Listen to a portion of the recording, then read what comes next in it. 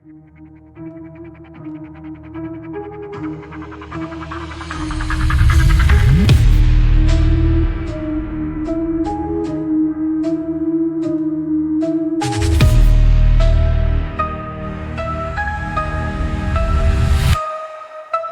night, may babaeng kinuha.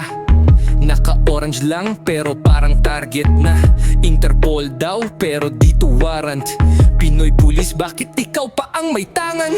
Wala kang kaso pero nilagyan ng GPS. Saan ang batas kung ang batas ay napipress?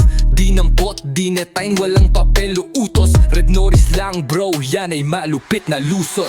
Red notice, no warrant, no case. Bansa ko di ko nakilala ang face. Sino ang kawaway, sino ang kakampi? Pinoy sa kapwa, Pinoy ngayon ay nagtataksel. Dry run lang ba to para kay Digong? Ikaw ang test pero siya ang goal. Pilipino na di dumaan sa korte, dinala sa labas parang basura at bote. Sino kayo? May papel ba kayo? Sabi ni Torre, red notice lang to. What the hell, may eroplano na pala. Saan nyo ako dadalhin ha? Uaiba. Pinoy ako pero sinuko sa banyaga. Wala nang karapatan para akong wala. Tapos pinirmahan pa to sa Office of the Press. Putek, ano to? Oplan, human sa press?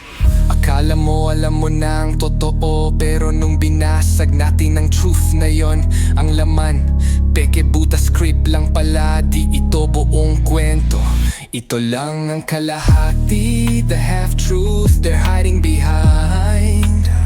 Ngayon nilalatag natin ang buong kwento. Piraso, piraso, truth slayer to. Binasag ang takip ng kasinungalingan.